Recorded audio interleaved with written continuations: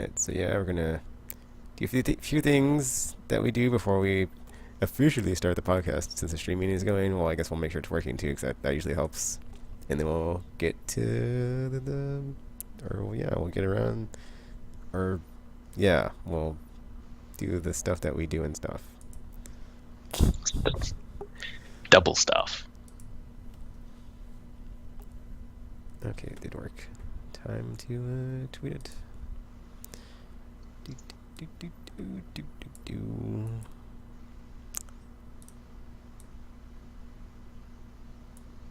Ah, man. My mouse is against me. Copy. Paste.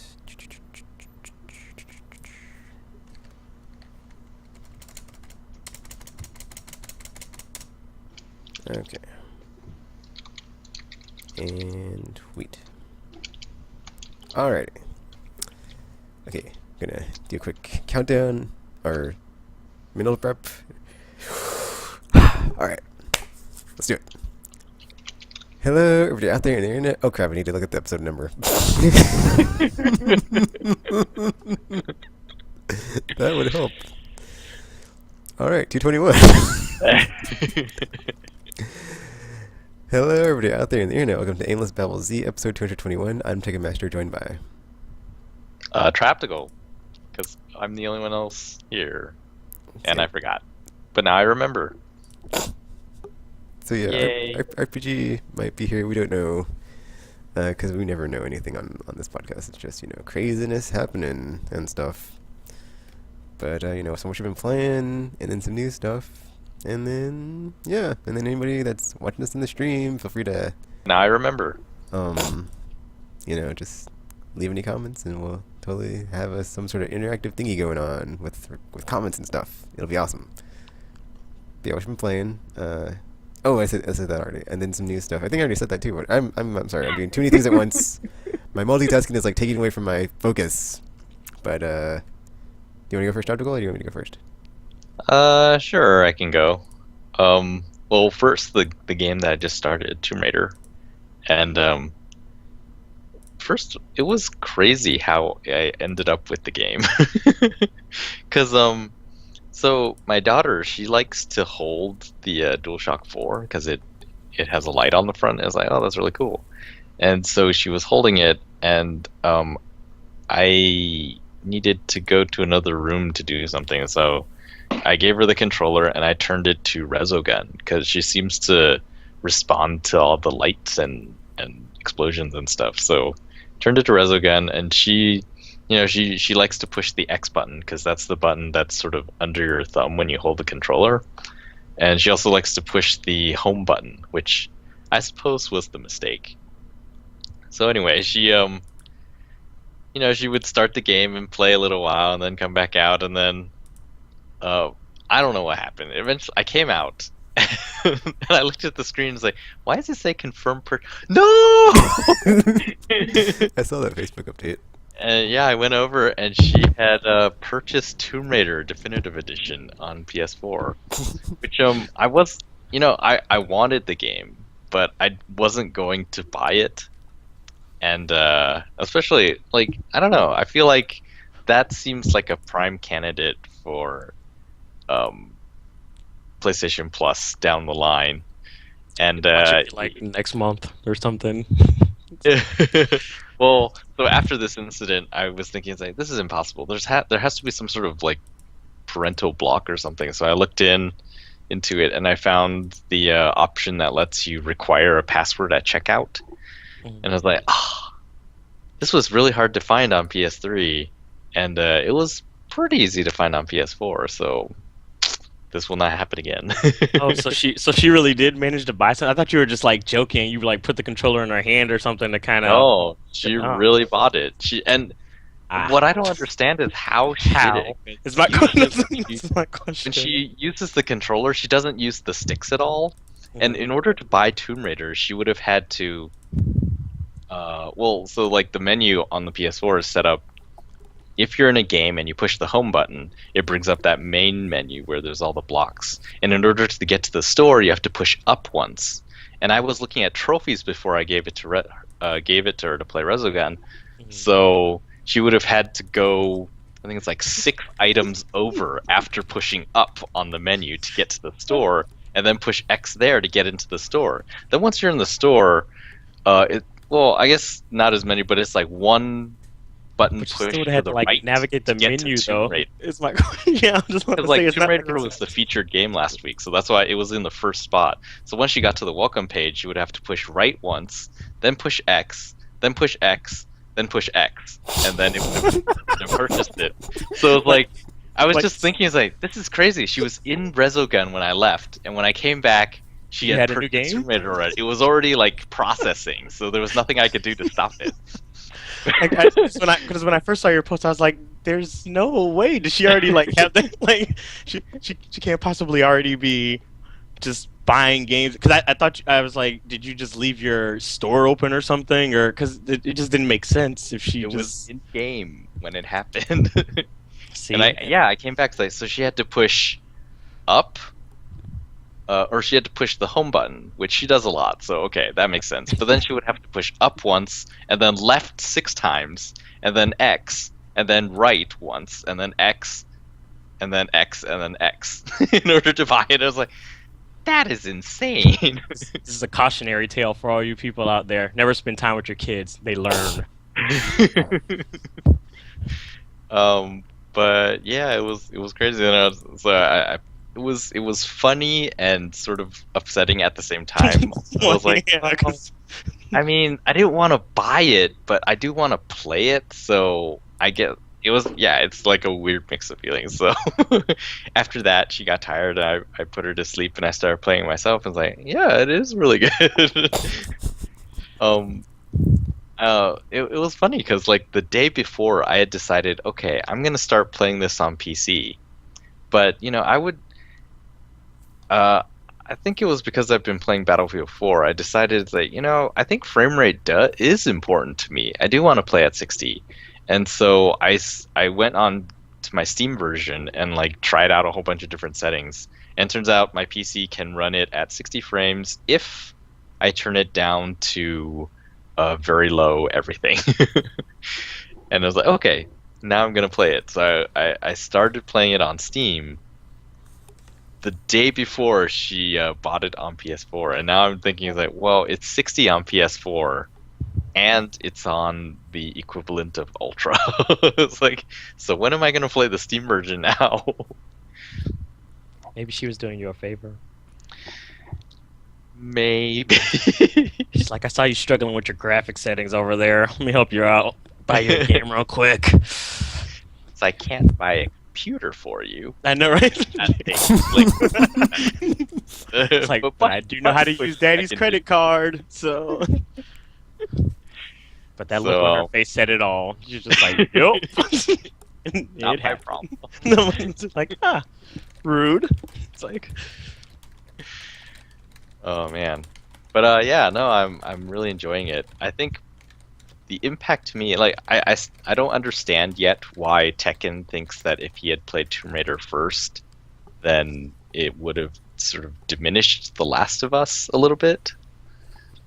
So I don't know about that yet, but personally, I've never played any of the Far Cry games, and so having this like open world feel. And with all the campfires, and it does feel like you're sort of going around. Well, I think to me, like Tomb Raider, it may feel open world, but once you've played it, it's very linear. Actually, it's like a smoke and mirrors trick. Well, I mean, it's still like backtrack and everything, but it's like not as open as it seems. It just feels that way. Okay. It just feels very like big, like you're in a giant environment. Because like I've only found, I think, the 5th or 6th campsite, since it's linear like that. I think that makes sense. But like before I had even really gotten into the story, I went and found one of the optional tombs. It was just out there, and I was like, oh, this is so cool, there's like optional tombs here. Oh, yeah, those are cool. It wasn't a thing where I did DLC and then had to like select challenges or something from the main menu. It was just I was wandering around the island looking for salvage, because that was fun. And then I was like, oh wow, there's a tomb here. It's like, yeah, that other guy who's I'm with, he seems kind of sketchy, so I'm just gonna go and do this thing over here. And it's like, oh wow, it's like those puzzles from the old Tomb Raider games. It's like, oh, I'm really liking this. So I did not doubt that I would.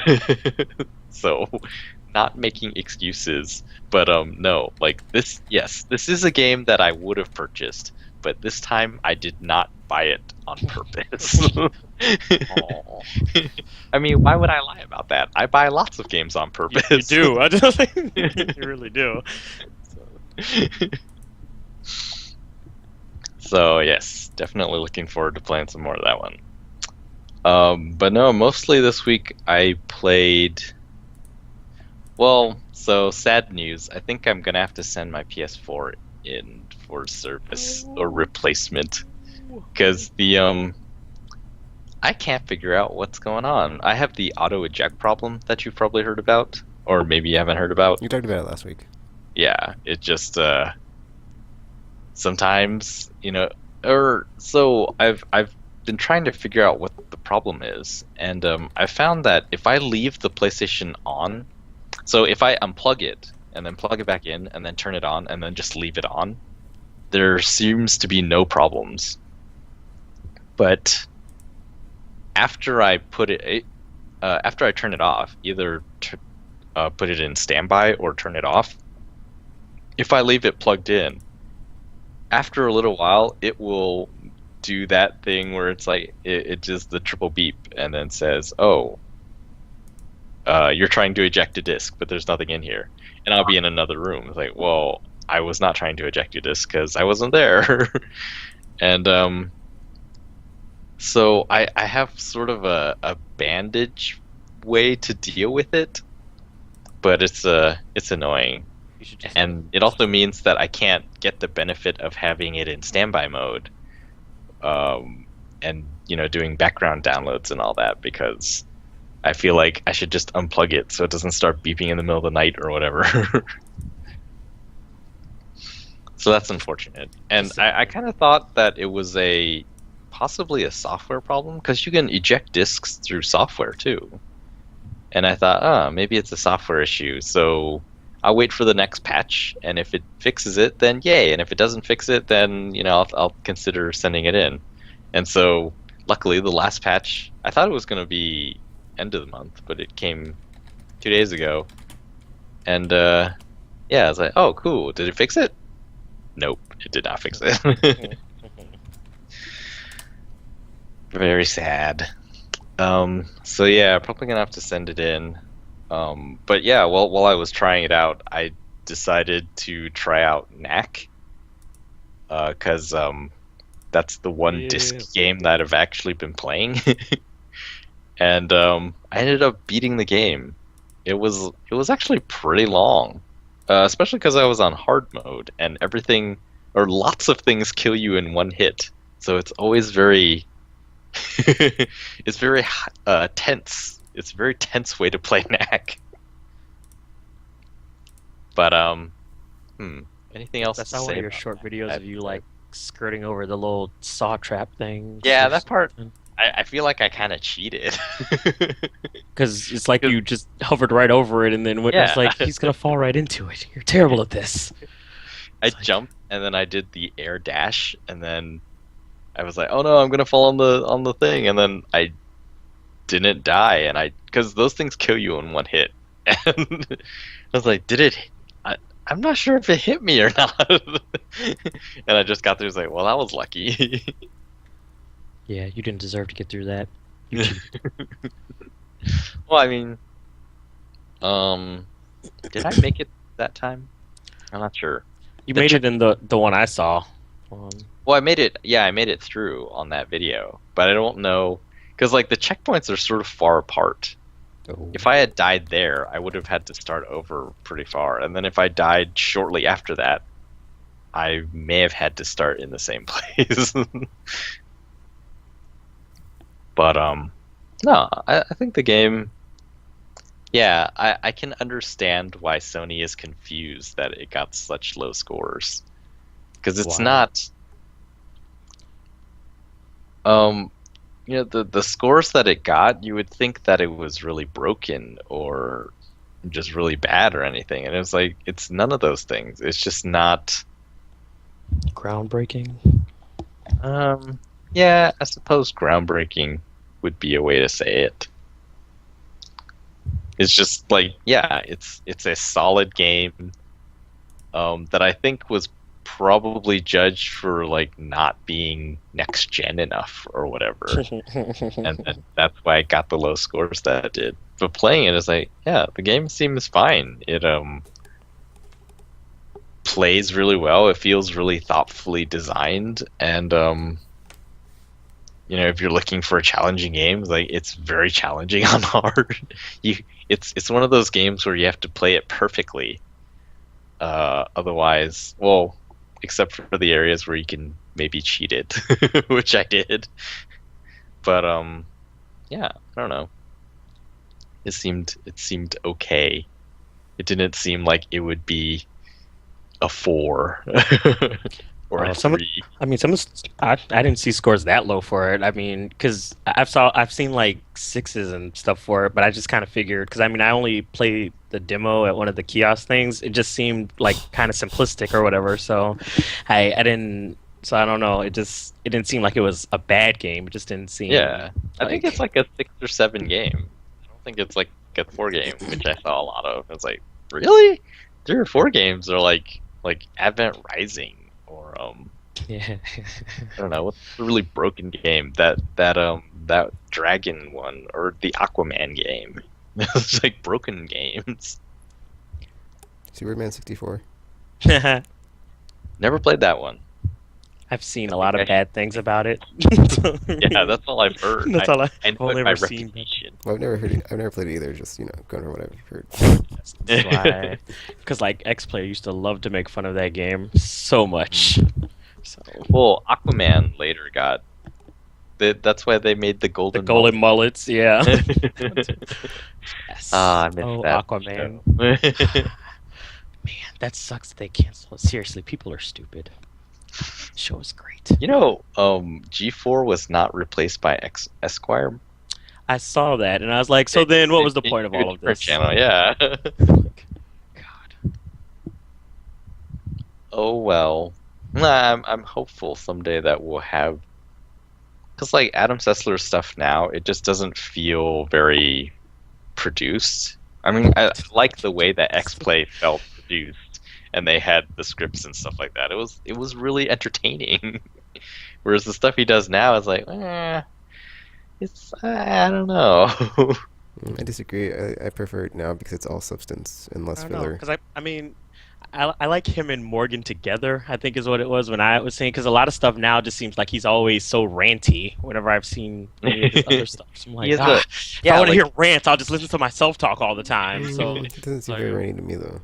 In real life, he seems like a ranty guy, whereas like with scripts, it was like, oh, it seemed very focused. Because man, it's easy to go off on a tangent when you're ranting so much. So yeah, what was the third game? Oh yeah, so this month, DICE decided to make it Battlefield Player Appreciation Month, because, well, everyone knows why. Battlefield has had a rough start, but I don't know. For me, I haven't had a crash in Battlefield in quite some time now, so I think some of their patches must have worked. There is a weird bug right in the latest patch where oftentimes you'll die, and then it shows the location of the guy who killed you and how much health they had left, and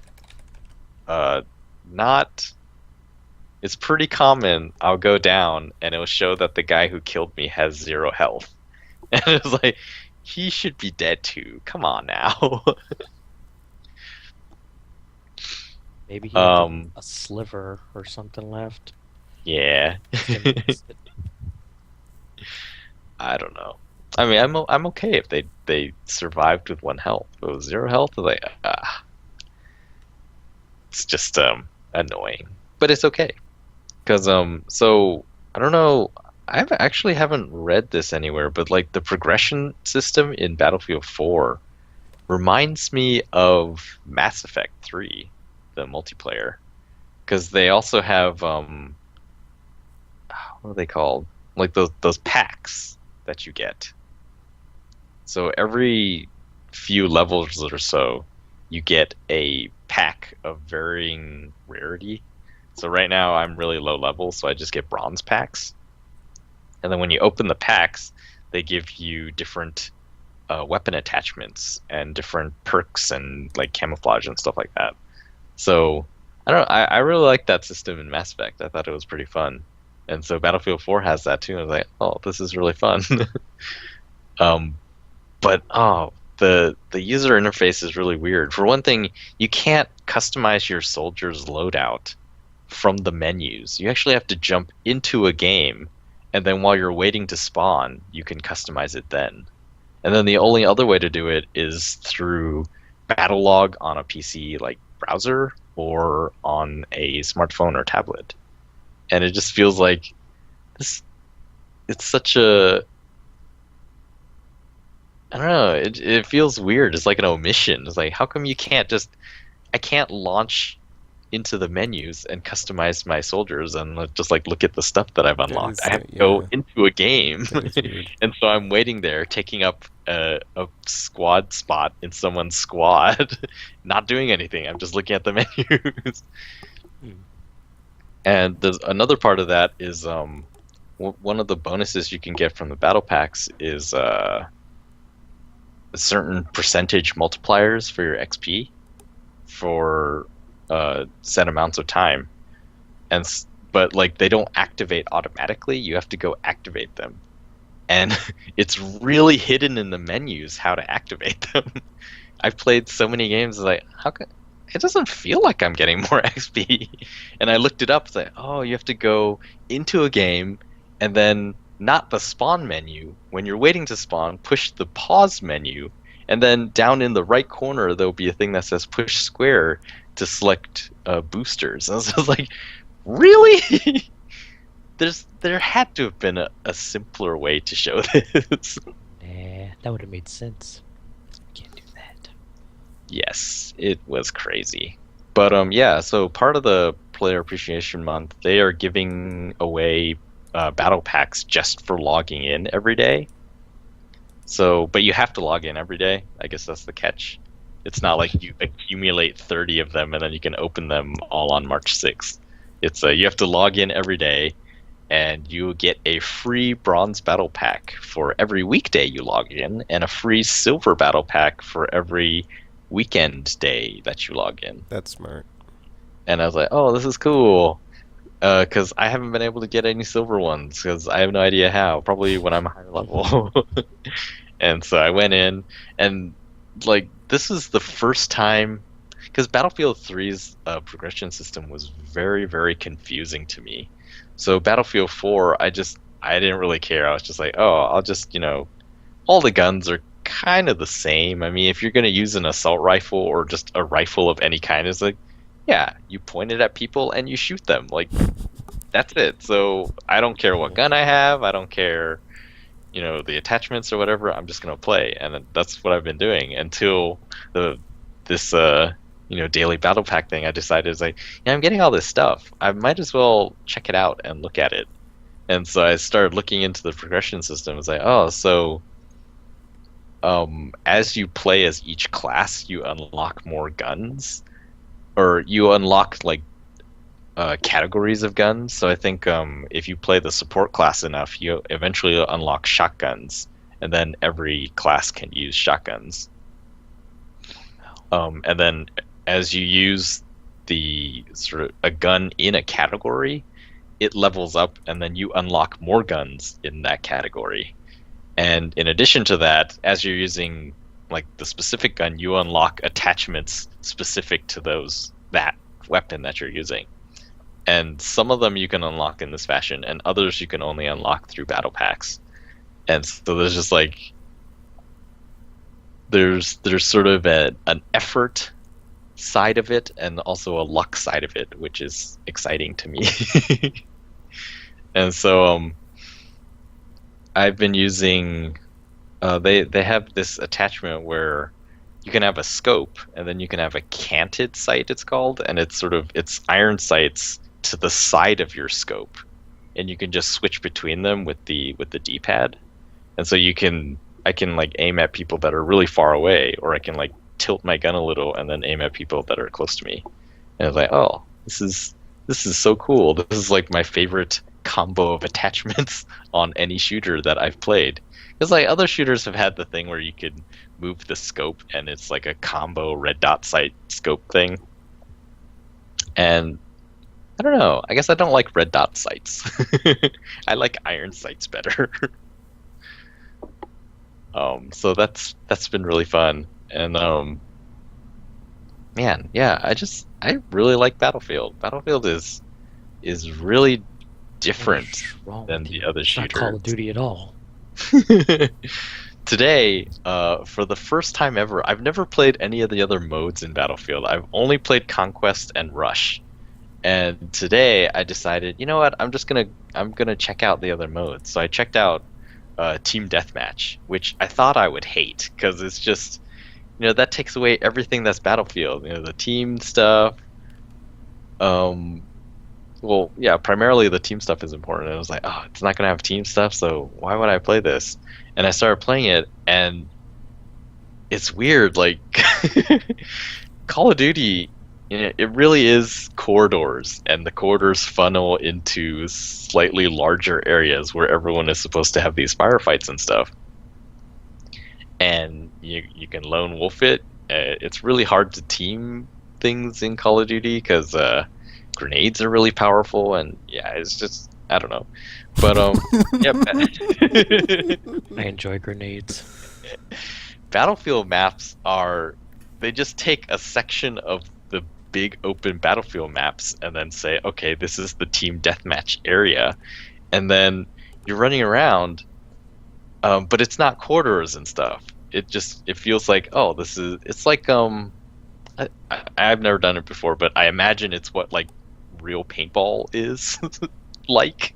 You're just running around in these sort of obstacle areas that people have set up, but they're not like corridors that funnel you into areas of conflict.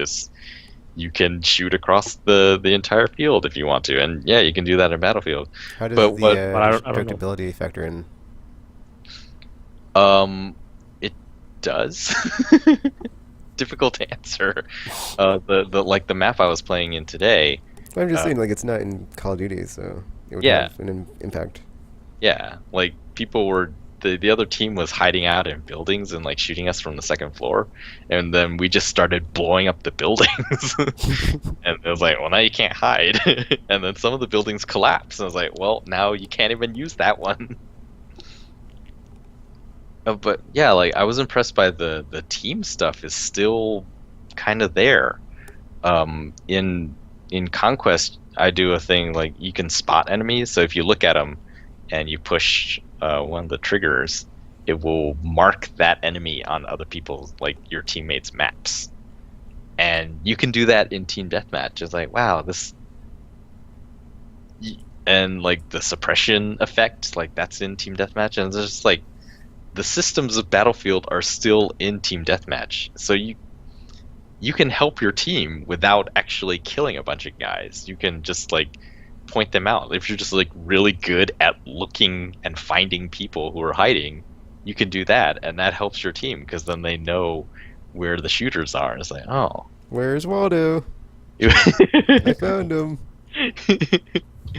It was really cool. I was like, oh, I'm actually pretty impressed. I thought this would be really, sort of the dumbed down version of Battlefield, but it wasn't. It's like it feels like you're playing Battlefield, except you're not capturing points. You're actually going around and killing the other team. So yeah, it was really cool, and now I'm looking forward to playing those other modes and seeing what happens. No, you aren't. No, I am. It is exciting, and I want my battle packs. Oh, and the one thing that sucks with the PS4, PS3 digital upgrade, or other way around, digital upgrade for Battlefield 4 is that character doesn't carry over. So, like with Ghosts, I can play on PS3 or PS4, and it's all the same character. But on Battlefield, the first time you put in Battlefield 4, it'll ask you, "Oh, do you want to import your character from Battlefield 3?" And then it says you can only do this once. And so when I did it, I imported a level 2 character into Battlefield 4 on PS4, and that was it. So now I have 2 separate characters on different systems. And usually it's a pain, but recently it's been fun because it's like they're giving us presents, and I get to open twice as many presents because I have 2 characters. It was like, oh, I'll log into my PS4 as I get my battle pack here, and then I'll go over to my PS3 and then log into that one and get the battle pack there. It's like, cool. Yes, so fun, man. Is it though? It is. Is it? And well, this is gonna be a tangent. Yay! Yay! I Yeah. love tangents. But there was an article. Someone was defending Titanfall 6-on-6, and I'm not saying like 6-on-6 is inherently bad, but they were defending it by saying you can make these really epic battles if you have just 6 players and tons of AI. And I was like, it just, the thought occurred to me when I was playing Battlefield 4 on PS4. I was like, well, this is really epic. And I have 32 people with me, or 31 people with me, and we're fighting 32 other people. And this is really epic too. So I don't know that it's necessarily the case. Like, the people who really want to defend Titanfall are saying that, oh, 6 versus 6 is better than having more players, because like it's just so messy and rude, and isn't that kind of the point of the firefights? It's the chaos of bunches of people shooting and trying to kill each other. Well, that's the thing. Like, it never feels like that in Battlefield. It feels, I don't know, like Battlefield actually feels kind of organized compared to Call of Duty, which feels like you're playing tag, and you're always getting shot in the back because that's where people spawn. They spawn behind you, and everyone is going around in a circle around the map. Or maybe everyone's just really good at sneaking around Tropical. You can't just assume people are just spawning behind you constantly. No, they're spawning behind you because that's where it's safe.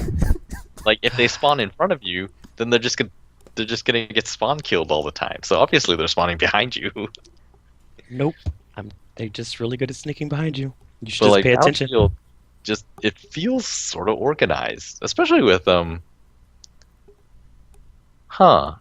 about it, I did play Team Deathmatch once on Battlefield 3, and it was really chaotic, like Call of Duty is. Like, I kept spawning, and then people would be near me immediately, and I would just die. And that was not the case at all this time playing Battlefield 4's Team Deathmatch. So I wonder if they fixed the spawning system or something. I don't know. It just, it felt much more organized than the Call of Duty deathmatches that I've played. So, I don't know. I think, if they had wanted to make it lots of players, they could have done that too. Like, why would you do AI when you can do lots of players?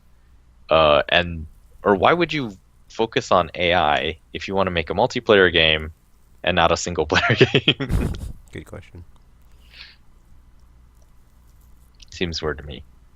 Yeah, it's like at this point you have even less people in the game than Brink, which is a game that you're kind of similar to, except with the whole giant robot thing. But just saying.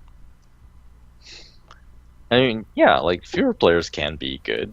The Last of Us is, I think, also 6-on-6, or maybe 4-on-4. The pro matches for Call of Duty are always 4-on-4, but that's because anything more and it's really chaotic. And even 4-on-4 is very difficult to watch. You watch it and it's like, I'm not really sure what's going on here.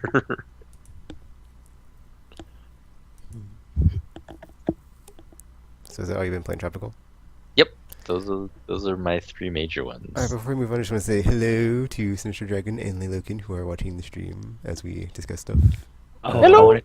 we should have just all like screamed in their face in unison while they were listening. That would have been hilarious. And as you can tell, RPG has joined us. Oh yeah, you know. I'm sorry, I'm late. I forgot it was Wednesday. It happens. I lose track of time and or days of the week. Do you want to go next and what you've been playing RPG? Sure, why Alright. not? So I've been playing a lot of Hulu Plus recently Plus because is you in the know game. that's a thing now. I know. I was kidding. Although I have been watching it a lot. It's like So you subscribe to it then? I am. Wow, that After is you surprising. cut off your cable. I did. I didn't have a choice. Oh, I okay. need- So like you're okay. So you're subscribed to Hulu because it's cheaper than cable. yeah. Okay, cable's I was under the expensive impression as that you just thought it was a hell. good service because I think Hulu's crap, but that's just me. So you know. Oh, I I mean, mean, it makes sense if like you enjoy like TV to like just get it for cheaper. 'Cause it's Yeah. the same programming anyway. basically, and it's a lot like cheaper. a fraction of the price. Yeah. So it's like ridiculous.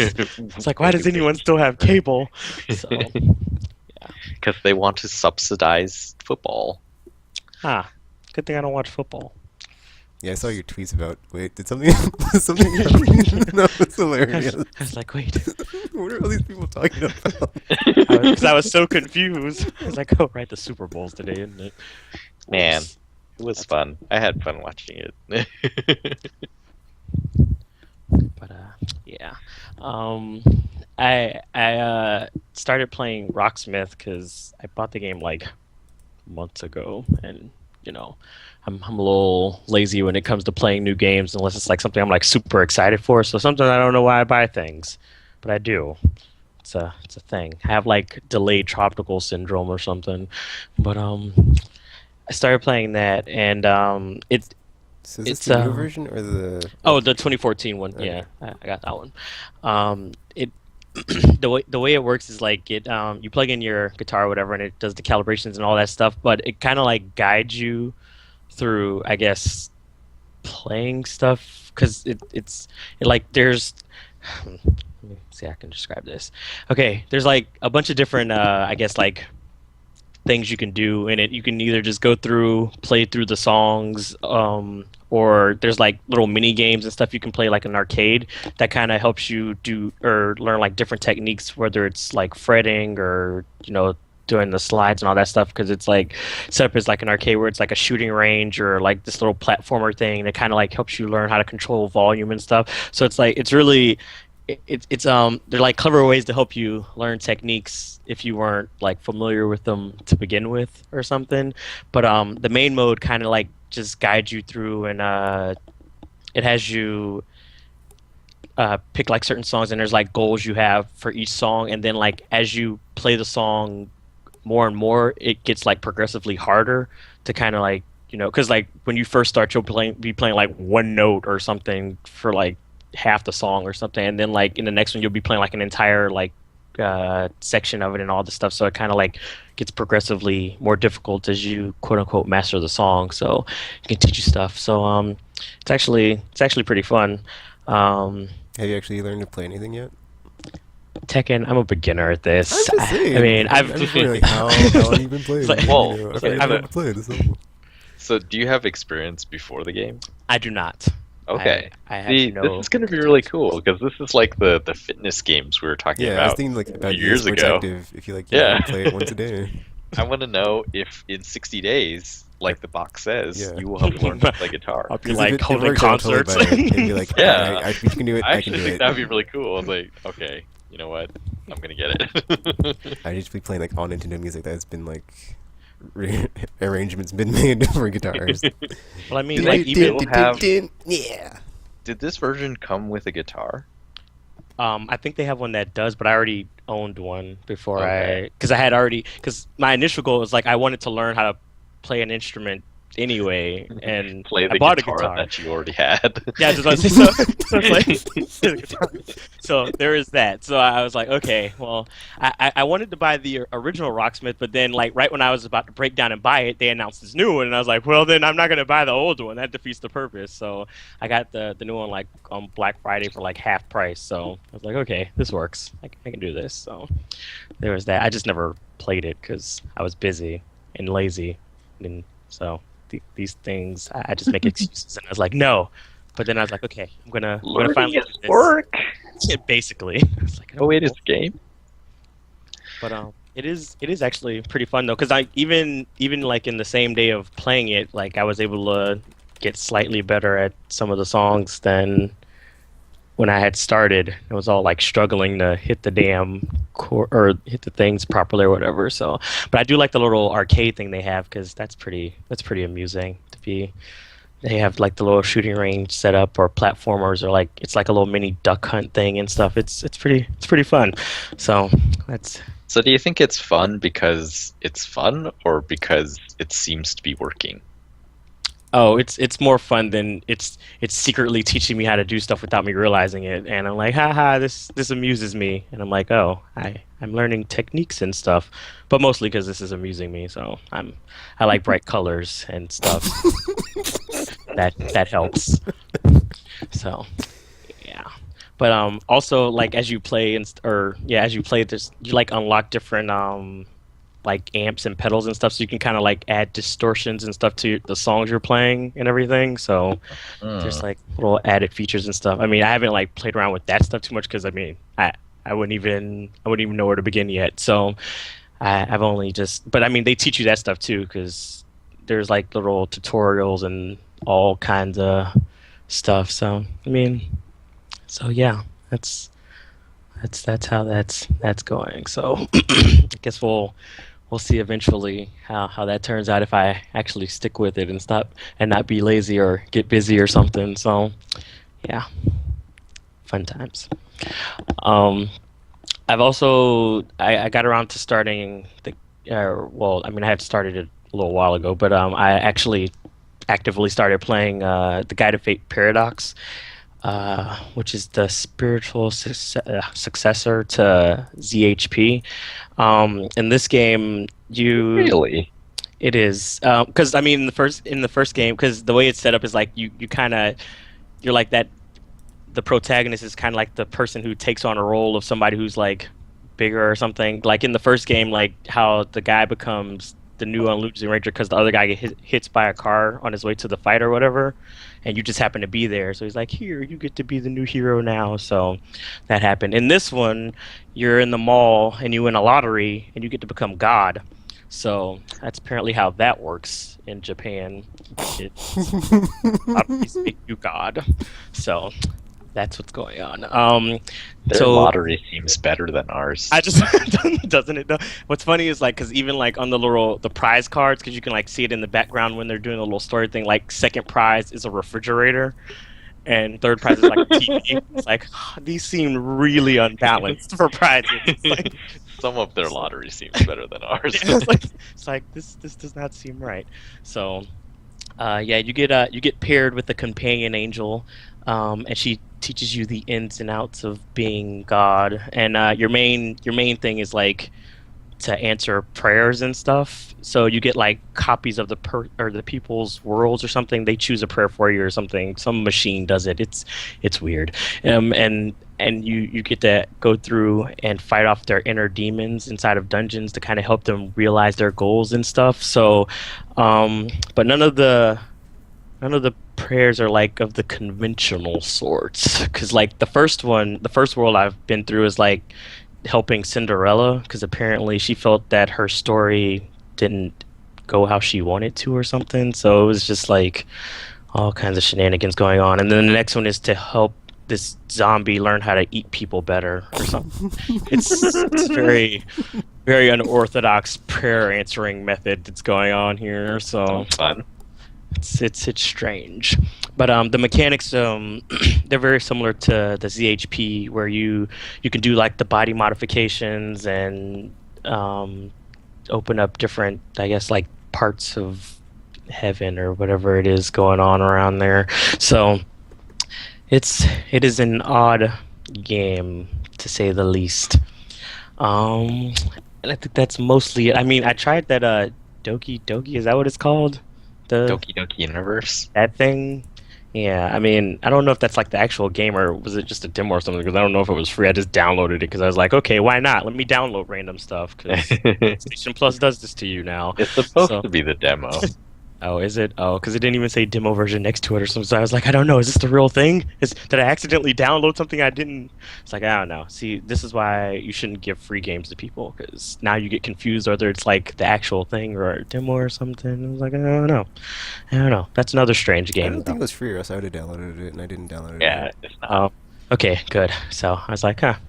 It's like, because that's what I need. Another free game, because I don't have enough of those There's already. another free game RPG, Metro Last Light. No, stop it. Because I keep downloading these things and then I'm not going to play them. And it's like, And now it's on PS4. too many games. Damn you, PlayStation Plus. So, yes. Although I guess that's a good problem to have. So, it's like, huh, how dare you So, be a I'm curious, like, are you getting Bravely Default at the end of this week? I am now because I had already pre-ordered it before I remembered I'm on strike from Square Enix, so they got but they lucked up. But I'm not buying any of their other games this year, so the So joke's on next them. week, are you getting? There's two of them. There's that Danganronpa. Yeah, that was Or fun to try to Rom- pre-order Rompa? because when I went to pre-order the game and I was like, so I'm probably gonna have to spell this out for you because I can't even pronounce it. So it's like, she's like, what is with the Japanese and their weird games? And I was like, I know, right? So yeah, I am getting that one in Tokiden.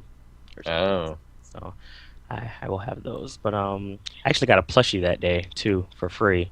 'Cause she was like, for she's which like, one? thanks. Oh, I don't know. She just gave me a random plushie. She was like, Just a random here. plushie. What? Yeah, it was At for like, GameStop? yeah. They're she- like free things? I know, right? That's what I said. She was like, here, have a plushie. I was like, oh my Yeah. god, you're the best because I love plushies. So, so that happened. I think it was for like a Harvest Moon game or something, but it doesn't look like something that would be on a farm. Because I'm like, this does not look like an animal. It's like this cute little mini dragon looking. I was like, people don't farm with these. I'm not sure. With People the, don't farm with maybe, these. like maybe I haven't played enough Harvest Moon games or something, but I feel like something's not right here. So, but yeah. Maybe they're really good with a plow. Yes, there's a quote for you. So yeah, but yeah, that was pretty much it. So I will be getting Bravely Default, and I mean, I've spent some time with the demo, and I haven't like actually beaten it yet because I don't know if there's like one of those. I forgot what they called the little bonus thingies from beating stuff because I didn't know if there was one for like maxing out the classes in the demo, and I've been doing maxing them out from just beating the bosses over and over again before I do like whatever main boss guy that just showed up. So I was like, well, I could just do this until the game comes out, I guess. And then, although I really hope people actually buy the damn thing because there's only like 2 people in my village and I need some people in this damn village. So I don't know what's going on with the street passes, but people better buy the damn game because I need villagers. So these are things. Yeah, but I don't know because I mean I'm not sure how I feel about the whole old school RPG thing they have going on with it though. Because I mean I liked like the battle system in 13 and stuff and how it's more like active Faster. and stuff. Yeah, it's like turn-based now just seems so. Yeah, I'm like turn-based. Yeah, what is this? Says you. So it's like now, Square Enix's fault. So I mean, it's the same company that made the game. They should know better. Well, they can have it both ways. They can just make one be turn-based and one be super awesome, modern, Well, action-y.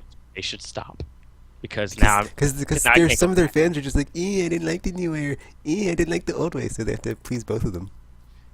It's not that I don't like the old way. It's just like now I like the new way better. I don't want to go back. Exactly.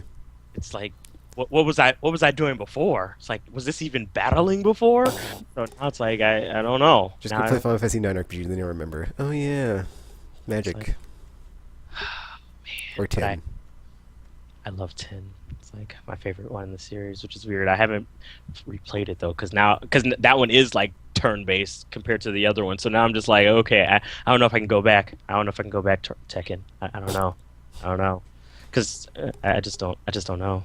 Because I played like the Lightning Returns demo, and I like that. I like that battle system too. So I'm like, I don't know. I don't know if I can do traditional turn-based anymore. Well, it's not like you're a fanboy RPG of like Sony or Nintendo, and you're like, I didn't like, or I guess 10 years ago, back when Sega existed as a platform manufacturer, like, oh well, I like Mario, and I can't like Sonic. I mean, it's not like you can't like both. So just like, Well, I mean, I did like Mario and Sonic, but I did like Sonic probably a little bit more though, because he's faster.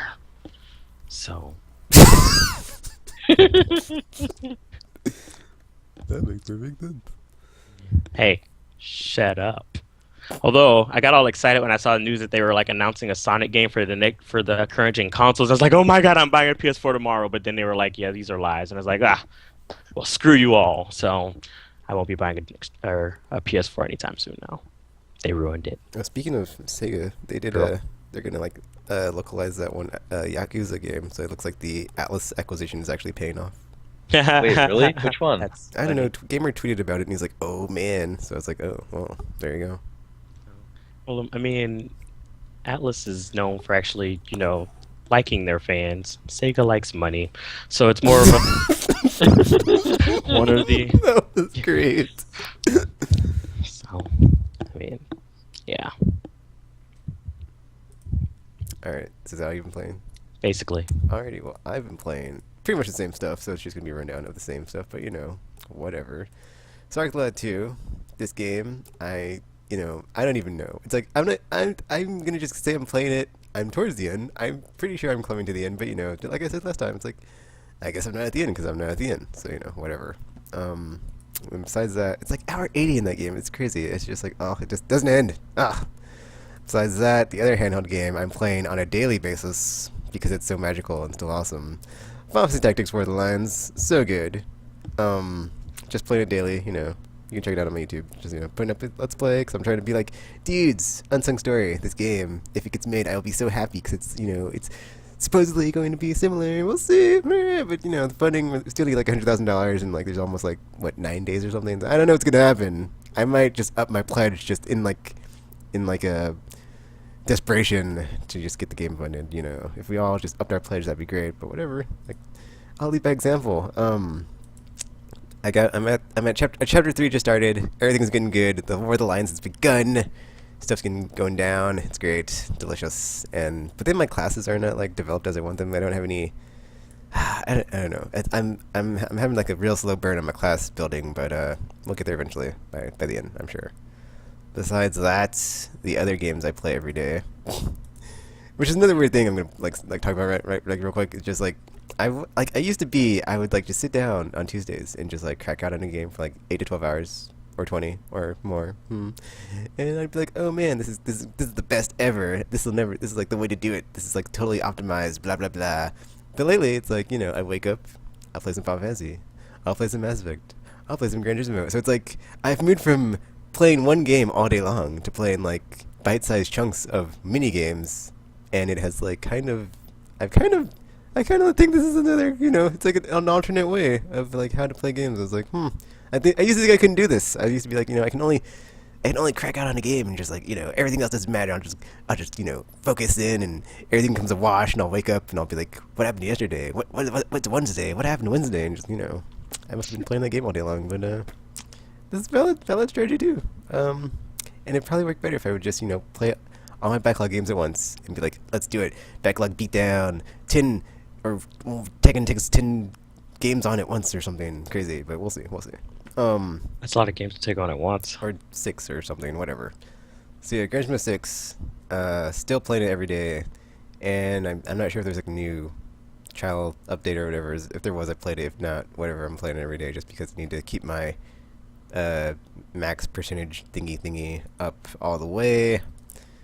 And I don't know. I think I'm gonna replay that game from the beginning on my YouTube channel and just be like, you know what, here's the car I used for this race. But I wish you could like look up the car you picked. But luckily I streamed it, so I can just look at the stream and be like, oh, okay, that's what I used. And then yeah, go from there. And then like that will just like get me even more credits because I'll race through every race and then get even more credits than I did the first time. And then yeah, I'll be done with them all and be like, haha, I have like at least twice as much money than I did before I started this craziness.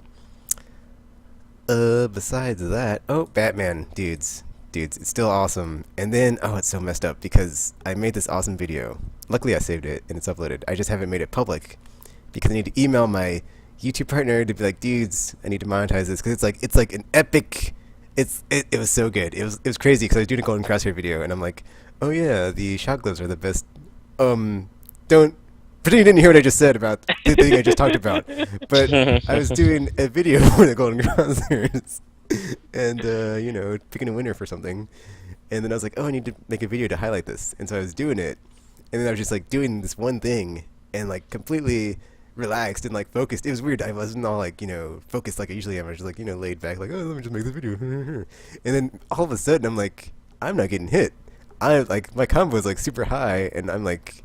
got tons of, it's like, whoa, I'm like in like uncharted territory here, just like I'm on a roll, I'm like, I haven't gotten hit yet, my combo was like super high, I'm like, holy crap, is this recorded? Oh my gosh, it's recorded, and I had like over 1 million points by the end of like the thing. I was like, holy crap, that's like the most points I've ever gotten. I was like, oh my gosh, I recorded it, oh my gosh, I need to upload this to YouTube, oh my god, I was like, oh, it was crazy. And then the crazy thing is, I went back and rewatched it, and like, I was so close to having like a perfect run, perfect combo on like the 100 to 1 map, which is like the one I played, which is like basically 100 dudes come at you, well, dudes and ladies, because there's some ninja ladies, and you gotta take them all down. And I was so close to getting like a full combo and like perfect run. And it was like, oh, I got hit once, and then it's like after that, it was just like, oh. Like just one hit, and like I'm so determined to like go back and do it perfectly, and just like upload it and be like, oh, who's got mad skills? That's right, me. Cause yeah, but we already knew it. But you know, this is just proof on top of it. You know, it was like a goal anyway to like do this perfectly, but I didn't think I'd be like, you know, getting this close anytime soon. After taking so much time away from off the game, but apparently my skills are still sharp. And oh man, this video, once you see it, it's just like, oh yeah, it's just crazy, it's just magical. And but yeah, Arkham Origins just combat is just so good still. It's just like, oh, every time I play it, it's just like, oh, so good. Is it so good, Tekken? It's so good. And besides that, I played some Grid 2, I believe last week. I forgot to talk about it. But yeah, I don't know. I play this game randomly when I'm bored or something, and I'm just like, oh, it's installed. I got it for free. Let me just play some Grid. And you know, I made some progress. So yeah, still good. It's no Gran Turismo, but you know, it's kind of apples and oranges to compare to Gran Turismo. But yeah, whatever. I enjoy it. I'm still having fun with it. And besides that, what else? Oh, the other game that bit me. Okay, funny story. Did it hurt? Here. No, it actually was delicious. I mean, it felt fantastic. Oh my. So you're into that then? That's what we're getting. No. Well then. So Mass Effect 3. Funny story here. Eternity. The game that will never get old for me is that, you know, I was looking at my hard drive of videos. I was like, deleting them. I was like, okay, I've uploaded this, blah, blah. And then I went back through and I saw something I hadn't uploaded. And I was like, oh, I haven't uploaded this. And I was like, oh, it's Mass Effect. And I started watching it. I was like, oh, yeah, I remember this was when I was going for the best of the best banner. I was like, why did I ever stop doing that? And I was like, thinking, I was like, I don't know. I was like, oh, I should go back for that. And I was like, yes, I should. And then like, I was just watching it. I was like, I want to play. It's like, it just, all I had to do was like look at it. And it just like, Care Bear stare up, just bzzz, and I was like, oh, Mass Effect, I love you. I haven't played you in such a long time. And then hooked again. Just every day I'm playing it. So it's like, you know, playing it daily on 360 or PS3. Just it was play. Just message me and we can play like one round because that's my minimum. Because I can't get like too cracked out on Mass Effect right now because I got too much stuff going on. And like, you know, just like a sip, just a taste. It's like enough for me. Like once a day. That sounds a bit embarrassing. Once a day, I'm not addicted, but once a day is good enough for me, and I'm good for like, you know, the rest of the day or Mass Effect. So as long as I get my one fix that day, I'm, you know, for the multiplayer, yeah, just keep on working on that best of the best banner, and it still doesn't get old, and I'm still having fun with it, and I still love to play it. And it's funny because like I looked at my stuff and I like don't have all the characters unlocked on both of my profiles. So I was like, oh, I still have stuff to do here besides.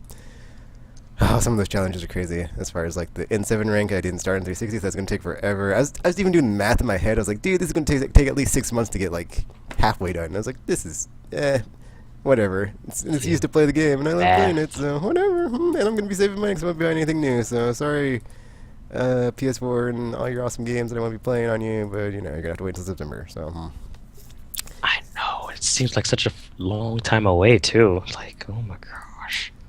And then besides that, oh yes, besides that, one other game that I was playing when I was like, you know, doing my rapid fire pew pew pew. Let me just play this game. I was going through my Steam thingy to like look at the badges of like what I had and like what games I still had badges to get, and I was like, oh, I have one more for Portal too.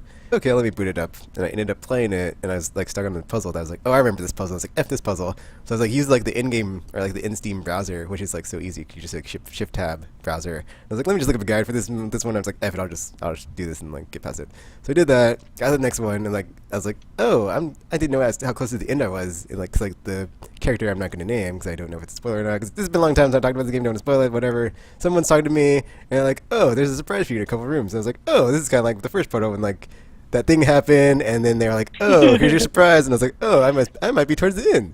And there was only like 3 or 4 like test rooms, and that was like at the end. I was like, oh, I was super close to the end.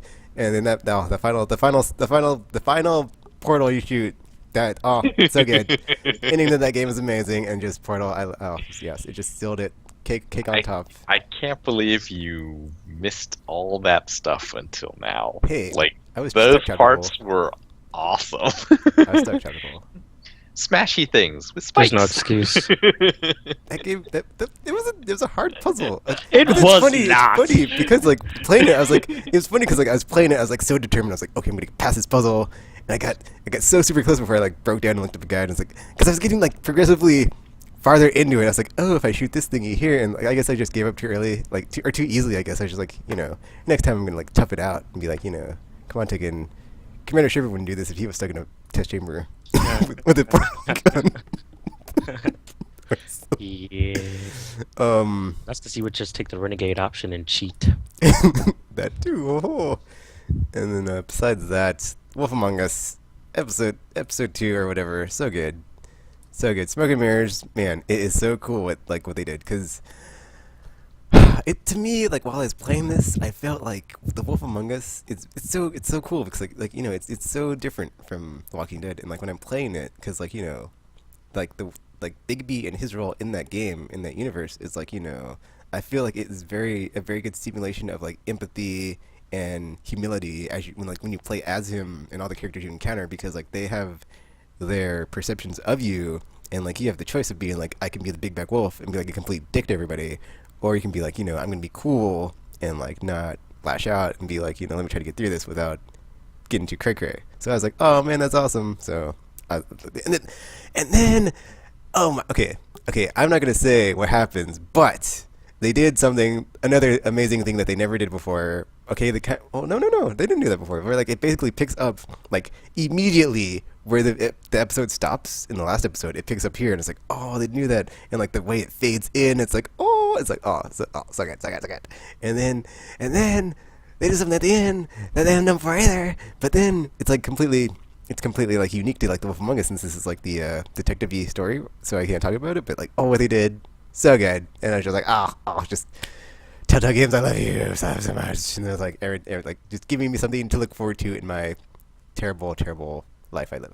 And yeah, but that is it for what I've been playing. And I believe, let me double check, but yeah, Wolf Among Us, man. If you haven't played it, so good. Also, just gotta say, another check on the list of another interrogation, and you know, I gotta say, it wasn't as brutal as the GTA 5 one, but you know, I'm pretty sure that, you know, people aren't even gonna like blink an eye about this interrogation scene, even though GTA 5 doesn't. It's like, oh, interrogation, F them, whatever. So you know, double standards. Just saying. Because they're fables. Protocol. He makes a good point. I'm just saying, axe to the head kills most people. It does, because, yeah, that's usually kind of, yeah. It also even kills things that aren't alive, like zombies. So, I mean, it's a pretty definite, it's a pretty definite way to go. Yeah, that's all I've been playing. I Oh don't wait. understand Actually, those. there's some more stuff I've been playing. I just remembered because I For hooked up my sure. blah, blah, blah.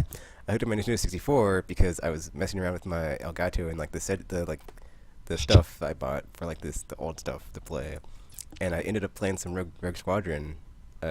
So yeah, I finished that playthrough. Ew. And that the final 3 levels or whatever in that game, impossible. So I just put cheats on. I was like, F this game. I'm just gonna, and I don't even care. I'm like, I'm gonna put in the description. I put cheats on because this is too hard. Well, it's not too hard. Actually, the final stage is doable without cheats. But like the two before that, like the one with like the lava and the volcano with the thingy that you have to, the thingy, the reactor thing that you have to blow up that's in the thing, and all the missile launchers. That's impossible. Effing impossible. And the one after that, you can't even survive the boss fight because the dude comes at you and like you can't even shoot him. It's like what?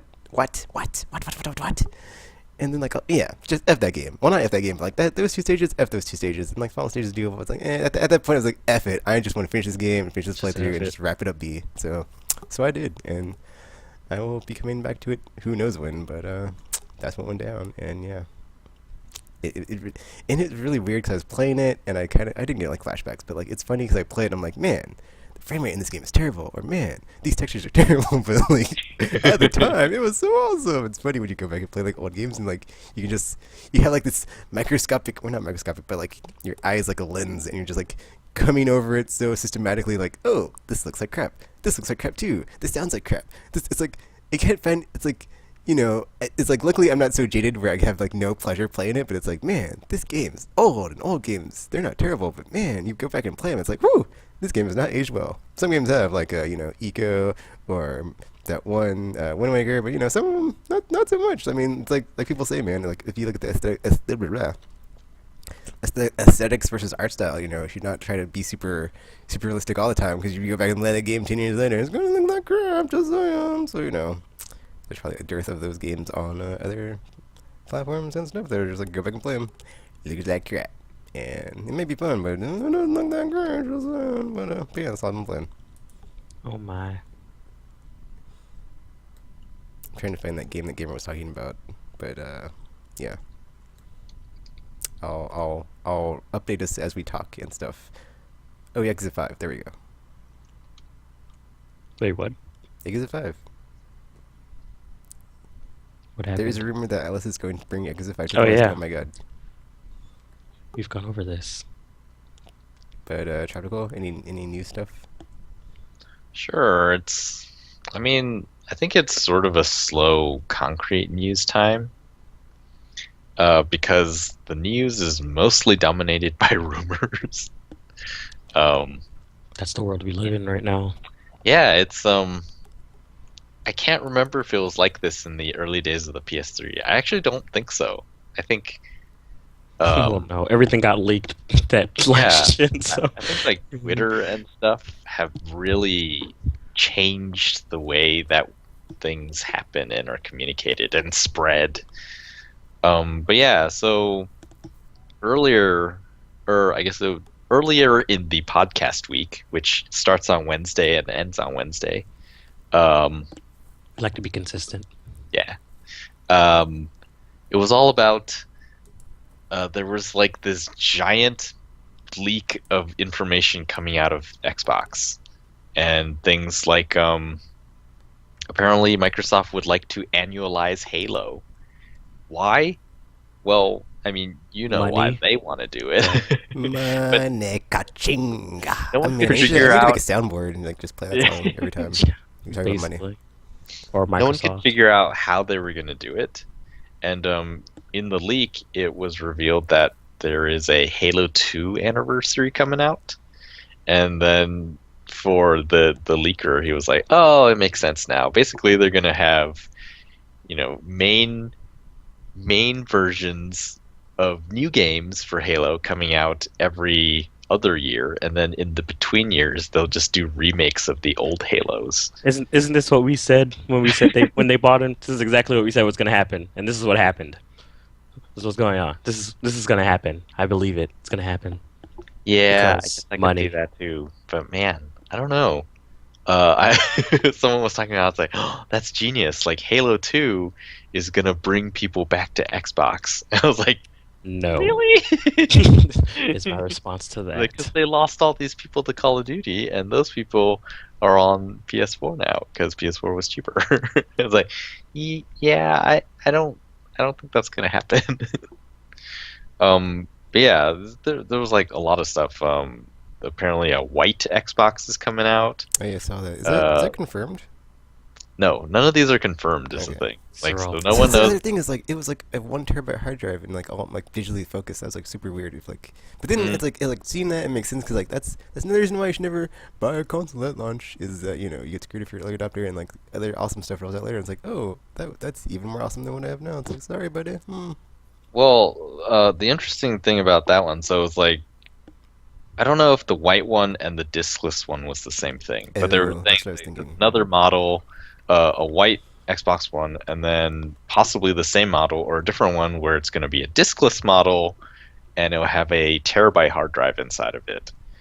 And Pactor had something to say about this. He thought that is the stupidest idea ever because part of the rumor of that one was that the diskless one would be $100 cheaper than the disc one, and have double the hard drive space. And I was like, and I mean, still come with Connect because Connect is integral to the system. Is what they've been continuously saying, and it's like that makes no sense. A Blu-ray drive does not cost $100, so taking out a Blu-ray drive is gonna decrease the price by that much. So Pactor was like, yeah, this makes no sense. I mean, already there's this huge backlash on digital only and like online DRM and all that. And Especially with the other Microsoft thing involved. and then the other thing is he said like if you just take out the Blu-ray drive and then make it $100 cheaper, then you effectively kill off the $100 more expensive one because like no one is gonna pay that. It makes Microsoft seem greedy with the disc version. Seem? Hey, his words, not mine. I'm just like, well, okay. But yeah, I agree on the backlash part. It's like this is so essentially, everyone was like, wait, so before you continue, Chapter Cole, so are the two ones that are coming the terabyte drive and then the white one, are those without Connect or are they both Connect mandatory as well? Oh, they both have Connect. yeah, Connect is Because an it's necessary. of Remember, Xbox One. you can't use an Xbox One without Connect. It doesn't work. Well, then when they probably like launch at the same price, then since you probably can't, just drop it. I mean, this is all rumors, so they may or may not make sense. I think. Yeah, because that doesn't make sense. Like they have a bigger hard drive, but then Yeah, it costs less. hard drives like but we sacrificed the disk drive, and yeah, I don't know how that would work economically, but Magic. yeah. Then there's like rumors that there was going to be a Titanfall special edition console that comes with Titanfall when it comes out, and there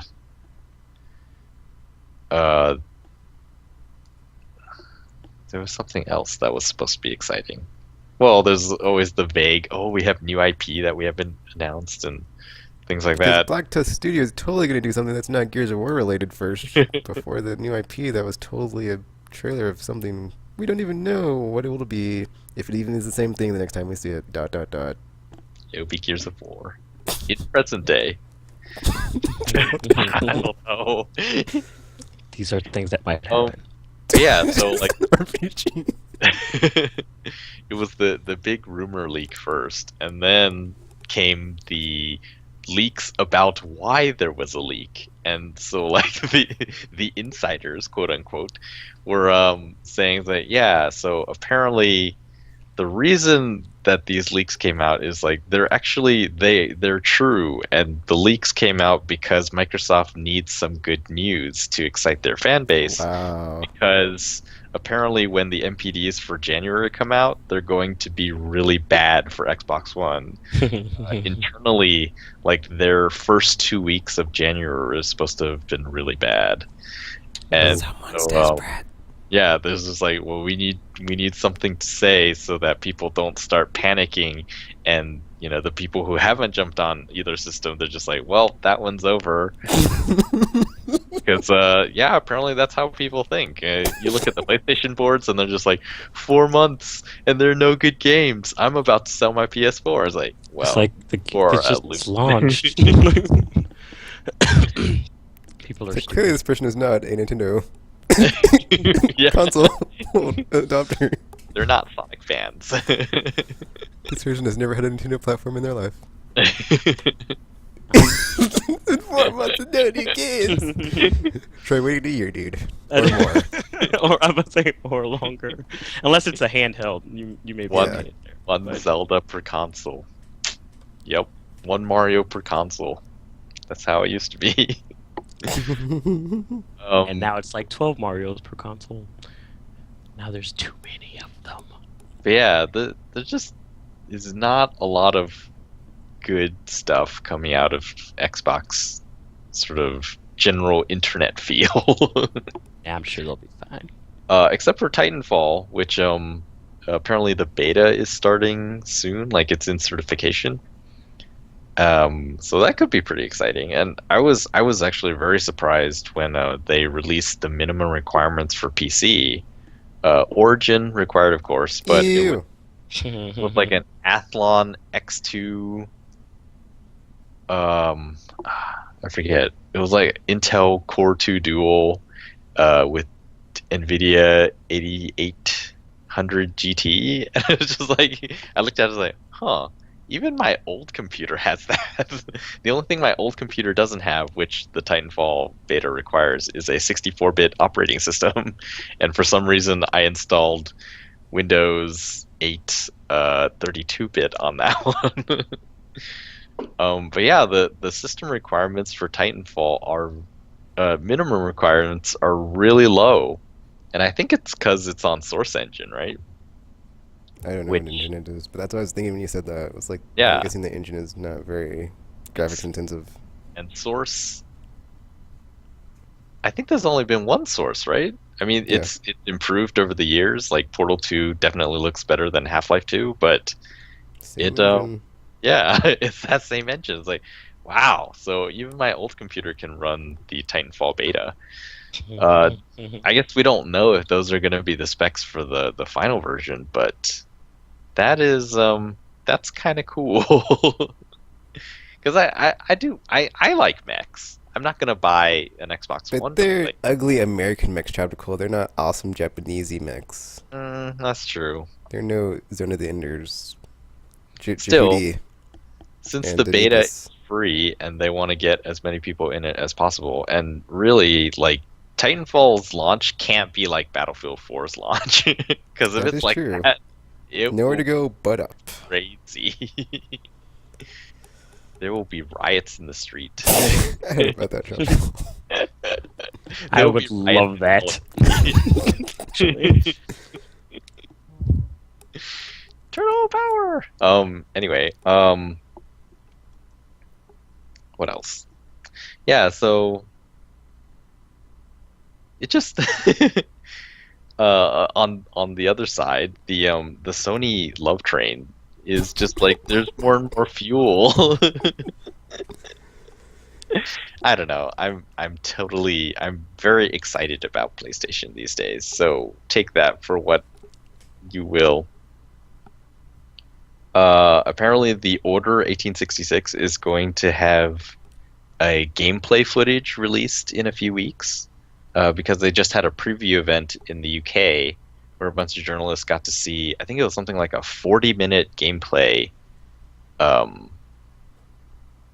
demonstration, and they got to ask questions and stuff like that. It's like, oh, cool. And then, but unfortunately, it's embargoed until the 19th, I believe, of this month, because there's going to be a North American event next week, I believe, and then finally the rest of us will get to see it. So that's really exciting, and people so far, like, the sort of veiled impression. Someone was saying that if you remember the Uncharted 2 reveal, that gameplay demo at E3, Is it's that like the rooftop that- one with the helicopter? it was the Nepal one where Oh, they man, that was awesome. yeah, they're saying like that's the feeling they got from watching the Order 1866. Yes. And Oh my. apparently internally Sony, like, they joke about it and they say that the Order 1866 is their first Naughty Dog game for PS4. It's 1886 Tropical, by the way. Oh, is it 1886? Yeah. Yeah, it's in the 1800s somewhere. I mean, I know it as the Order. So that is really exciting. And Infamous Second Son is looking amazing. That's not news. I just want to throw that in. Always like, that's not news. Yes, that is not news. That is more of a fact. The game looks pretty. Yes. People are going gonna accuse me of being a fanboy, but see, like, that is the ultimate fanboy argument. Did you just admit to being a fanboy months ago anyway? Though I feel like you've done this already. Yeah, anyway. I don't know. I feel like fanboy. To me, name it's like I kind of I try this not. I mean, I know I'm a fanboy, but it's like I try to have a nuanced version of it where it's like, I'm an even-handed fanboy. It's like I have a 362. I played Mass Effect on it sometimes. I'm just saying, you're in the wrong if you think PS3 is not as good, or if you think PS4 is somehow not as good as or not better than Xbox One. Sorry. And if you want to state your arguments, I'm going to stand my ground, and we can have a nice little thermonuclear console war debate about this. Yeah, my alliance only allows, or I'm only allowed with Atlas. I don't do console fanboyism, so you guys can have that. But I like the name sounds fun, even though it has a bad connotation. Like, fanboy sounds like a fun thing, but then like a fun thing. Fanboy. Yes, yes, it does. But then I think part of the connotation is that fanboys don't listen to reason. They're just they're blinded by their they're frothing out the mouth. They're not about reason. They're all about the fandom, and that doesn't describe me. It's like, I am about the reason, but I feel like the people who are always out there claiming not to be fanboys and pulling out their resumes, I have all the consoles, so I'm not a fanboy, or you're not having as much fun. Like, you're not being washed over by the wave of doing it wrong. excitement. And you can still be like a fanboy and be unbiased. It's just it just shows through when you talk about stuff like I'm gonna push over PlayStation Plus. I'm sorry, just better than the way I see it is, I don't know. I think it's more of, like you were saying, with a lot of the fanboys have that whole foaming at the mouth thing. Like, whenever or the company that they like does something, like, they don't see if they see no wrong kind of thing. So it gets to the point where they just start bashing and attacking other people for liking other stuff, and it's like, okay, they'll be first in line to defend something or attack something. Yeah, and it's like, well, you can't, even if they're in the wrong. Yeah, but you can't tell them that they're wrong, because that's not how that works. Nintendo has done this for over 25 years. They know what they're doing with the Wii U. They don't need your opinions or strategies. They can make money. They have $billions in their war chest. Yeah. Yeah, from the Wii, not from the Wii U. So, I mean, I guess as far as console fandom, I guess I haven't really felt it until the PlayStation 3. During the PlayStation 2 time, it was not that bad. Yeah, it wasn't really that big, but with the PS3, it became a situation where it was really all PlayStation. The people of PlayStation making PlayStation awesome. They made the console, and they were making the games that you liked on the console. Like, Nintendo fanboyism sort of makes sense. Like, you can love Nintendo because they make both the hardware and the software. Like, logically, that makes sense. Whereas with, like, Xbox, if you're an Xbox fanboy, you like Xbox, but your favorite games are Call of Duty, which have nothing to do with Xbox. Like, it doesn't really make sense, like, in the way that Nintendo did, and Sony more and more does. Like, with the PlayStation 4, they're doing a lot of things that make sense for gamers because it helps developers. Because, if this PS1, PS2 emulation thing is real, like, that's insane. In PlayStation Now, people are breaking NDAs because that's what they do. It's the internet, and they're saying it's like, yeah, it works on really crappy internet, which I have at home, and I'm in the beta, and it works. And yeah, it's getting positive impression, or it's giving positive impressions. It's just like so many things that PlayStation is doing right now are worthy of gushing over. They do good stuff. Yeah, that's why it's like, oh man, that's very cool.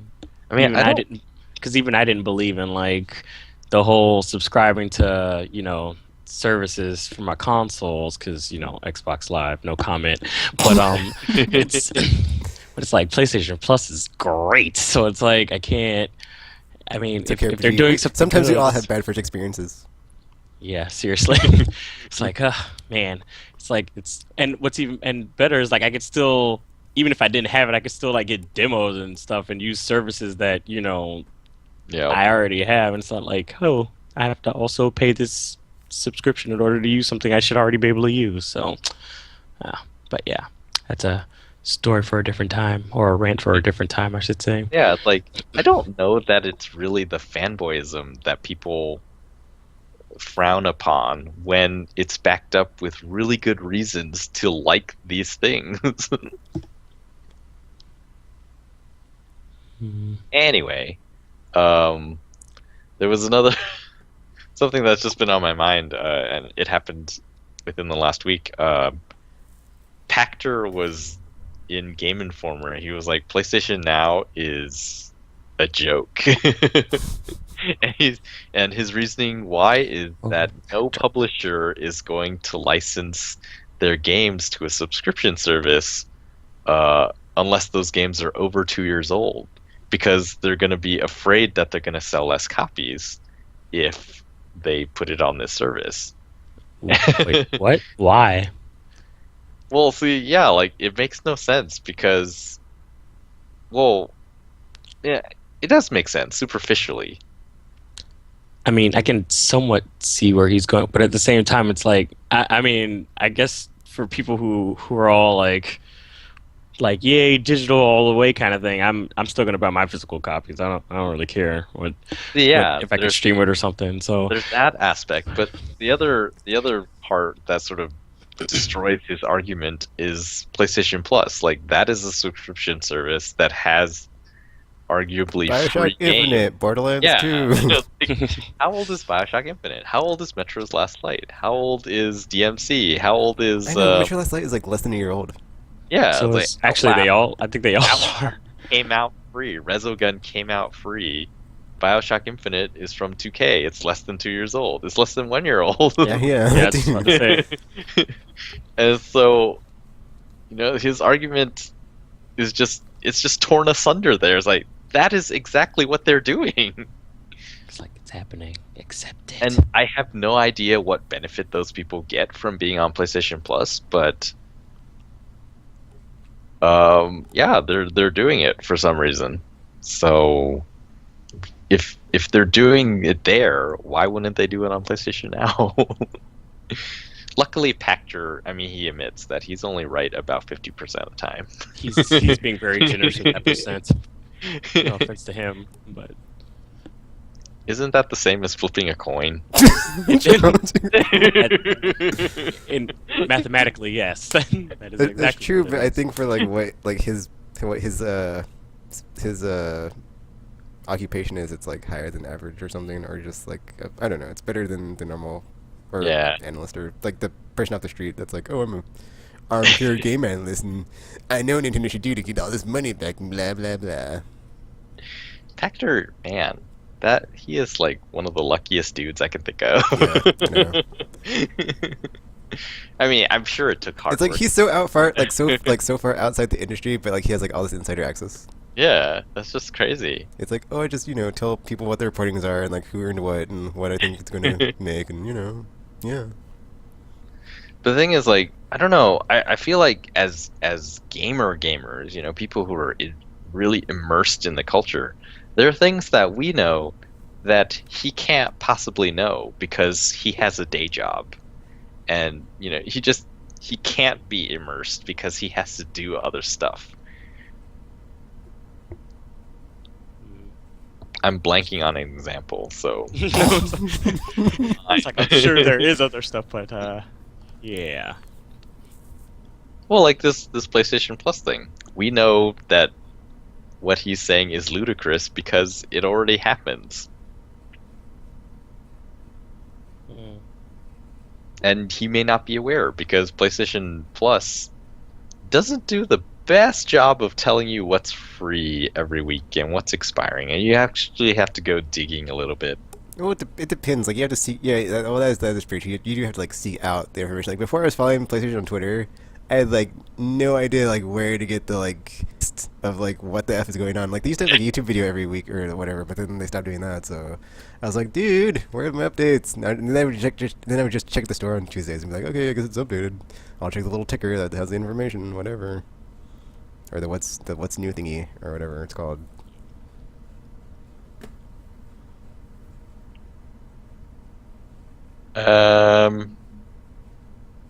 Any other news? I don't think so. Amazon just acquired somebody. That's a thing, apparently. Like when? Just like, They? I know. Just Now? now, I guess, because people are reporting it. It's like people are blowing up the Twitters first with all this, like, oh my gosh, Amazon just bought Killer Instinct developer or something. So I don't know what's going on. Oh, Double But- Helix. They got, yeah, Oh, really? yeah. They bought Double Helix? Apparently. Apparently. Double Helix was for sale? Apparently. Wait, the Foundation 9 gone then? Although, technically, anything's for sale if you have enough money. So See, Gears that of out War, there. Yeah. Case in point. the entire franchise, all the rights. I feel like if I was... Oh, weird. Foundation 9 is so small now. You guys know Foundation 9, right? No, I do not. I just thought you were making things up again. Foundation 9 was 9 independent studios. I think it was 9 of them. That they like got together and made this sort of collaborative. I don't know. It was a bunch of studios together and they called themselves Foundation 9. And it was Double Helix, Sumo Digital, The Collective was one of those. Was it Shiny Entertainment? Yeah. what was They it called like again, Charles? I'll look it up on Wikipedia. Foundation 9. Foundation 9. Oh yeah, Wikipedia. But yeah, it was the point was like it was this collaboration of a bunch of different indie studios. Well, not indie in the way that we know it Yeah, today. it was Yeah. Backbone Entertainment, The Collective, Pipework Software. Wait, hold on, I think I read that wrong. 'Cause it says like 2005, but that's a long time ago. So, Yeah, it's been a while. but yeah, they all formed to. Wait a minute. I haven't either read the whole article. Never mind. I'll shut up. They formed Voltron? I don't know how this works. What? Oh, I don't know. I thought somebody was talking about forming giant robots or something. I get sidetracked sometimes. Yeah, I don't know if this is the merger of Backbone Entertainment, The Collective, and Pipework Studios. Then they also partnered with Circle of Confusion.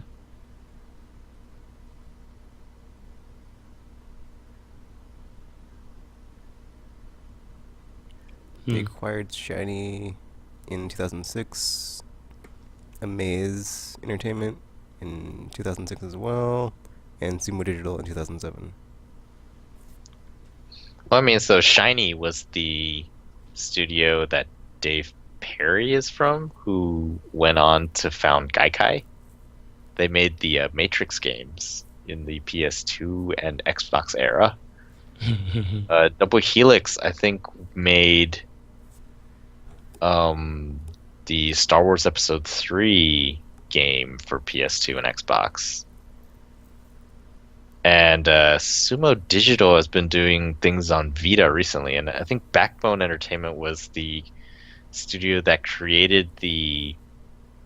Oh no, wait, that's Bluepoint. What is So they Back? have other like subsidiary or studios and like spin-off studios like Yeah. other Ocean Interactive and Imagine Engine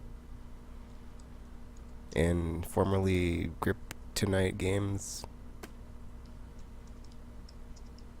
Anyway, there was a bunch of them, and now Double Helix has been acquired. So You're all welcome. what does that mean? That Amazon is clearly making games now. Duh. Well, I mean, we sort of knew that. Like, we knew that they were releasing a console. Wait, they're what? Where was I? See, this is so crazy. Like I talked about this a couple weeks ago. Where like people are like, oh, you can't have more than 3 consoles, but it's like you have PS4, Xbox One, Wii U, and then you have Ouya, Game Stick, Oculus Rift, eventually, whatever Amazon's doing, and then all this other like Android-based stuff that might or might not happen. Who knows? It's gonna be like that one generation On top of all the crazy consoles mobileness. came out before. The landfill.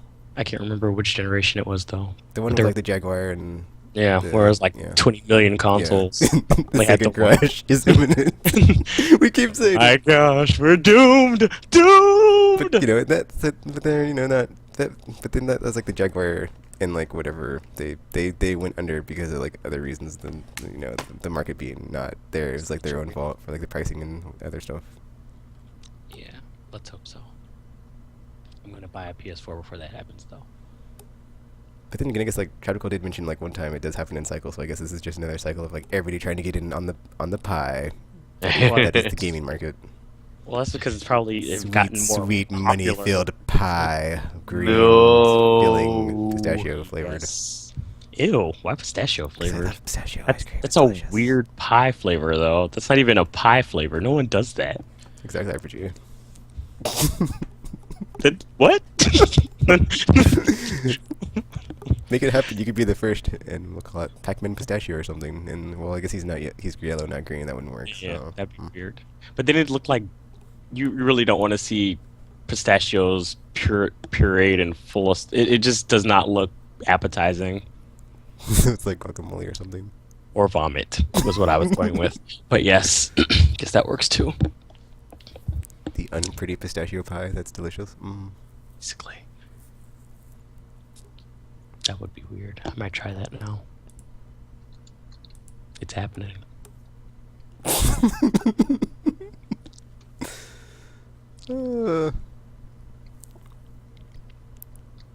So yeah. Any other news? Oh, Disney Interactive says that revenue is up 38% in the first quarter of 2014. So what? Disney's maybe making closing money? all these studios that they've been killing off is paid off for them. I hope Yeah, they're they've happy. decided to apparently lay off hundreds of employees from their interactive divisions. Terrible. But on the good news side, they were like, "Hey, we're gonna." It was a weird news report I read. It was like, "Hey, everybody, we're bringing Marvel and Star Wars to Disney Infinity," and everyone's like, "Yay!" And then on the flip side, That they're knows. gonna lay off hundreds of employees. It's like, well, this is awful. Although, Disney Interactive also does Kingdom Hearts. So, Marvel. I see Disney Infinity and RPGs feature somewhere down the line. Oh, I mean, I had already wanted to buy it, so I mean, it didn't take much of a push.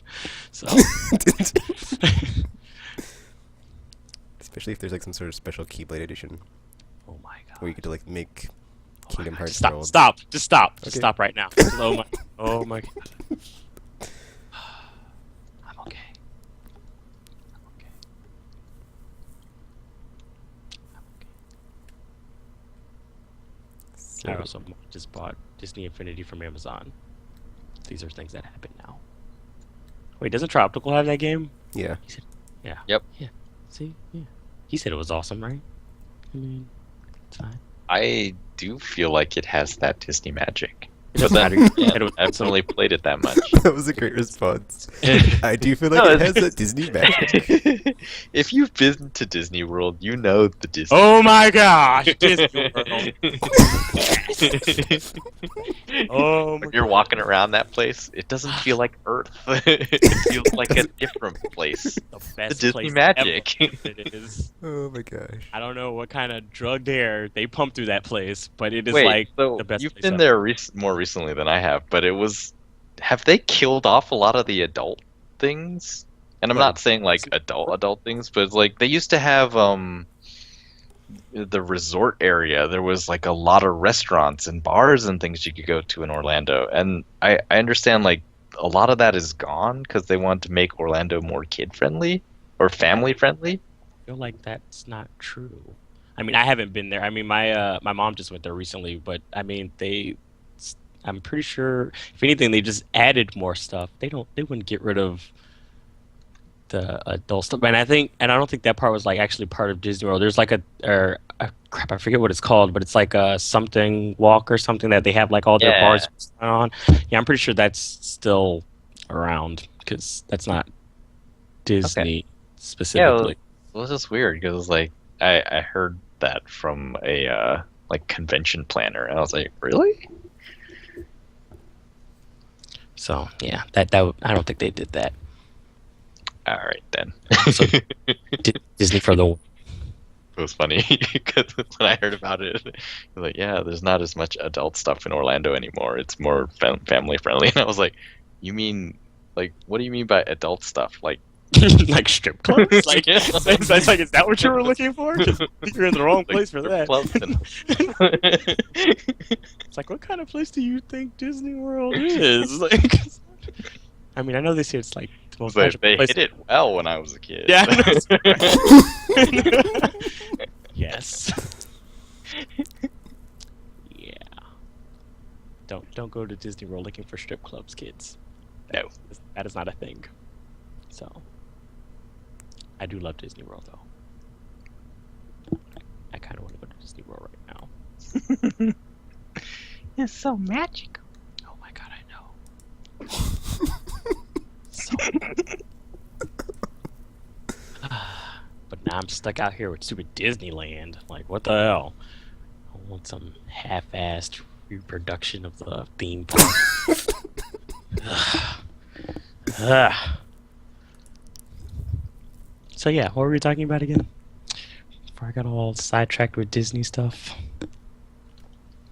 Any other news? Nope. Just something that's not important, but apparently Namco Bandai will be rebranded as Bandai Bandai. Namco because it totally Why? matters.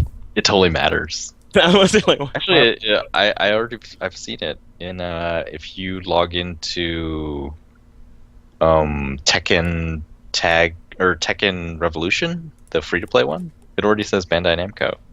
And if you log into I think Soul Calibur 2 HD Online, it's also Bandai Namco. It's like, huh. Why though? Is there like, did they just want to be listed higher in alphabetical things, or like? Wow. I had not thought of that. Maybe. Because, yeah.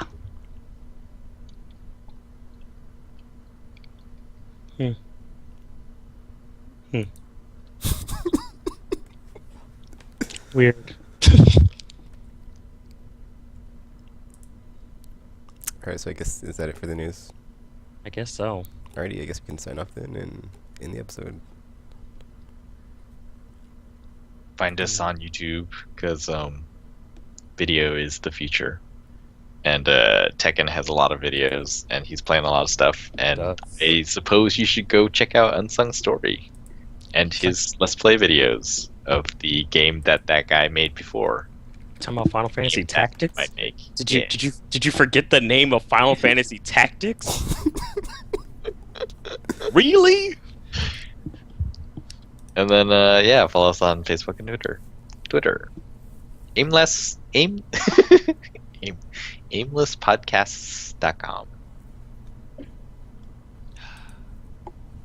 I'm just so disappointed in you. So disappointed. RPG. What? Do you have anything to say? Oh, yeah. Disney's a magical place. So, yeah. Get all up in that if you can. Get all up in that. That is all. Alrighty then. So that's it for this episode, and yeah. Until you see or hear from us again, will there be a full cast next episode? Will we find out what's going on with the Amazon acquisition? Will there be some more awesome stuff announced in the news or not? Who knows? Find out on the next episode of Aimless Babble Z.